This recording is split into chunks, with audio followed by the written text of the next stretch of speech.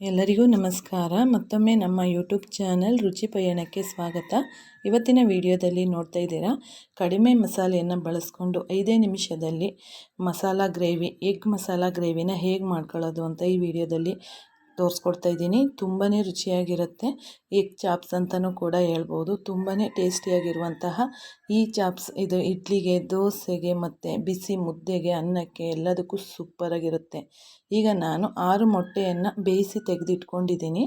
ಅದನ್ನು ಸ್ವಲ್ಪ ಸ್ಕ್ರಾಚ್ ಮಾಡಬೇಕು, ಯಾಕೆಂದರೆ ಉಪ್ಪು ಖಾರ ಎಲ್ಲ ಹಿಡಿಬೇಕು. ಅದಕ್ಕೋಸ್ಕರ ಒಂದು ಬಾಣಲೆಗೆ ಎಣ್ಣೆಯನ್ನು ಹಾಕ್ಕೊಂಡು ಅದಕ್ಕೆ ಒಂದು ಸ್ವಲ್ಪ ಅರಿಶಿನದ ಪುಡಿ, ಉಪ್ಪಿನ ಪುಡಿ ಹಾಕ್ಬಿಟ್ಟು ಏನು 6 ಮೊಟ್ಟೆ ಬೇಯಿಸ್ಕೊಂಡಿದ್ದೀನಿ ಅದನ್ನು ಚೆನ್ನಾಗಿ ಫ್ರೈ ಮಾಡ್ಕೊತೀನಿ. ಚೆನ್ನಾಗಿ ಫ್ರೈ ಆದ ನಂತರ ಅದನ್ನು ಒಂದು ಪ್ಲೇಟ್ಗೆ ತೆಗೆದಿಟ್ಕೊಂಡಾದ ನಂತರ ಮಿಕ್ಕಿರುವಂಥ ಎಣ್ಣೆ ಏನಿದೆಯಲ್ಲ, ರೋಸ್ಟ್ ಮಾಡ್ತಾ ಇರುವಂಥ ಎಣ್ಣೆಯಲ್ಲಿ ಮಸಾಲ ಪದಾರ್ಥಗಳನ್ನು ಹುರ್ಕೋಬೇಕು.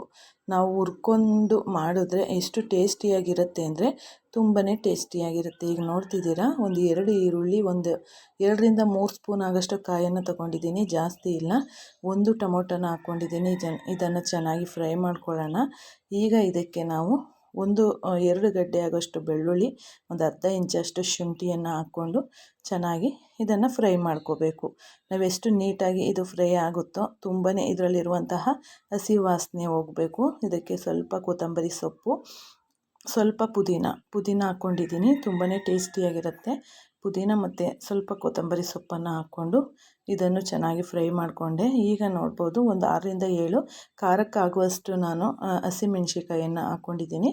ಇದನ್ನು ಫ್ರೈ ಮಾಡಿ ಯೂಸ್ ಮಾಡಿದ್ರೆ ತುಂಬಾ ಟೇಸ್ಟಿಯಾಗಿರುತ್ತೆ. ಒಂದು ಅರ್ಧ ಸ್ಪೂನಷ್ಟು ಮೆಣಸು ಮತ್ತು ಒಂದು 2 ಏಲಕ್ಕಿ ಮತ್ತು ಚಕ್ಕೆ ಲವಂಗ ಎಲ್ಲನೂ ಹಾಕ್ಕೊಂಡು ಒಂದು ಅರ್ಧ ಸ್ಪೂನ್ ಆಗೋಷ್ಟು ಮಟನ್ ಸಾಂಬಾರು ಪೌಡರನ್ನು ಹಾಕ್ಕೊಂಡು ಇದನ್ನು ಹುರ್ಕೊಂಡೆ. ಜೊತೆಗೆ ಅದು ತಣ್ಣಗಾದ ನಂತರ ಮಿಕ್ಸಿ ಜಾರ್ ಮಾಡಿ ಇಟ್ಕೊಂಡಿದ್ದೀನಿ, ನೈಸ್ ಪೇಸ್ಟಾಗಿ. ಈಗ ಅದೇ ಬಾಣಲಿಗೆ ನಾನು ಸ್ವಲ್ಪ ಎಣ್ಣೆಯನ್ನು ಹಾಕ್ಕೊಂಡು ಒಂದು ಅರ್ಧ ಈರುಳ್ಳಿಯನ್ನು ಎತ್ತಿಟ್ಕೊಂಡಿದ್ದೆ. ಆ ಅರ್ಧ ಈರುಳ್ಳಿಯನ್ನು ಚೆನ್ನಾಗಿ ಫ್ರೈ ಮಾಡ್ಕೋತೀನಿ. ಚೆನ್ನಾಗಿ ಫ್ರೈ ಮಾಡ್ಕೊಂಡಿದ್ದಾದ ನಂತರ ನೋಡಿ, ಇದನ್ನು ಹುರ್ಕೋಬೇಕು. ಇದನ್ನು ಚೆನ್ನಾಗಿ ಫ್ರೈ ಆದ ನಂತರ ನಾವು ಇದಕ್ಕೆ ಒಂದು ಟೊಮೊಟೊನ ಕಟ್ ಮಾಡಿಕೊಂಡು ಅದನ್ನು ಅಷ್ಟೇ ಮೆತ್ತಗಾಗುವವರೆಗೂ ಚೆನ್ನಾಗಿ ಇದನ್ನು ಫ್ರೈ ಮಾಡ್ಕೊಂಡಾದ ನಂತರ ನಾವೇನು ರುಬ್ಬಿಟ್ಕೊಂಡಿದ್ವಲ್ಲ ಮಸಾಲ, ಅದಷ್ಟನ್ನು ಹಾಕ್ಬಿಟ್ಟು ಅದನ್ನು ಚೆನ್ನಾಗಿ ಮಿಕ್ಸ್ ಮಾಡ್ಕೋತೀನಿ. ಜಸ್ಟ್ ಮಿಕ್ಸ್ ಮಾಡ್ಕೋತೀನಿ. ಇದಕ್ಕೆ ಯಾಕೆ ಅಂತಂದರೆ ಈಗಾಗಲೇ ನಾವು ಎಲ್ಲ ಮಸಾಲ ಪದಾರ್ಥನ ಆಯಿಲಲ್ಲಿ ಫ್ರೈ ಮಾಡಿರೋದ್ರಿಂದ ಇದನ್ನು ಜಾಸ್ತಿ ಹೊತ್ತು ಹಸಿ ವಾಸನೆ ಹೋಗೋವರೆಗೂ ಕುದಿಸಬೇಕು ಅಂತ ಹೇಳ್ತಿದ್ನಲ್ಲ, ಆ ರೀತಿ ಇಲ್ಲ. ಯಾಕೆಂದರೆ ನಾವು ಫ್ರೈ ಮಾಡ್ಕೊಂಡಿದ್ದೆ. ಈಗ ಒಂದು 2 ಸ್ಪೂನ್ ಆಗೋಷ್ಟು ತುಪ್ಪನ ಹಾಕ್ಕೊಂಡು ಇದನ್ನು ಚೆನ್ನಾಗಿ ಮಿಕ್ಸ್ ಮಾಡಿಕೊಂಡೆ. ನೋಡಿ, ಹಾಗೂ ಒಂದು ಕುದಿ ಬರ್ತಿದೆ. ಇಷ್ಟಾದರೆ ಸಾಕು.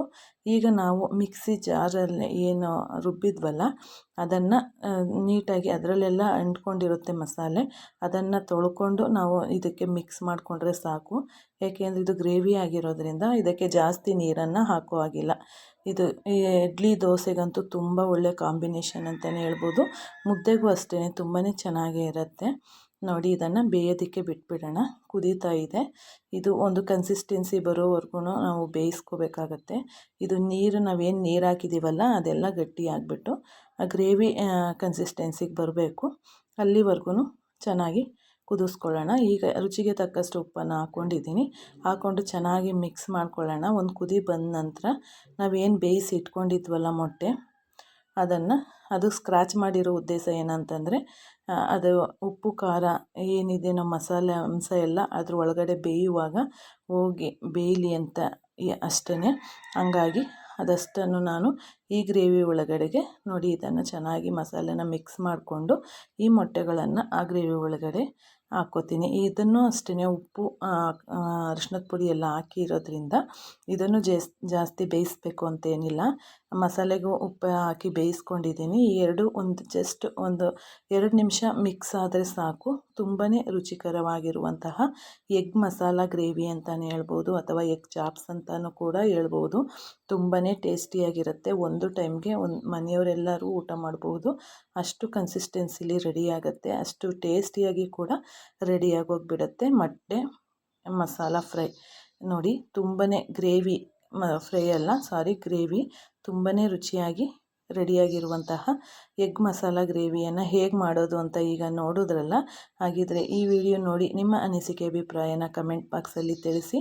ಮುಂದಿನ ಇನ್ನೊಂದು ಇಂಟರೆಸ್ಟಿಂಗ್ ರೆಸಿಪಿಯೊಂದಿಗೆ ನಿಮ್ಮನ್ನು ಭೇಟಿಯಾಗ್ತೀನಿ ಅಂತ ಈಗ ನೋಡ್ಬೋದು. ಈಗ ಫುಲ್ ಕನ್ಸಿಸ್ಟೆನ್ಸಿ ರೆಡಿ ಆಗಿಬಿಟ್ಟಿದೆ. ಎಲ್ಲ ಚೆನ್ನಾಗಿ ಬೆಂದು ಉಪ್ಪು ಖಾರ ಎಲ್ಲ ಚೆನ್ನಾಗಿ ಹಿಡಿದಿದೆ. ಹಾಗಾಗಿ ಈಗ ಸರ್ವ್ ಮಾಡುವಂಥ ಟೈಮು ನೀವು ಯಾವುದ್ರ ಜೊತೆಗೆ ಬೇಕು ಅದ್ರ ಜೊತೆಲಿ ಸರ್ವ್ ಮಾಡಿಕೊಂಡು ಊಟ ಮಾಡ್ಬೋದು ಅಂತ ಹೇಳ್ತಾ ಥ್ಯಾಂಕ್ ಯು.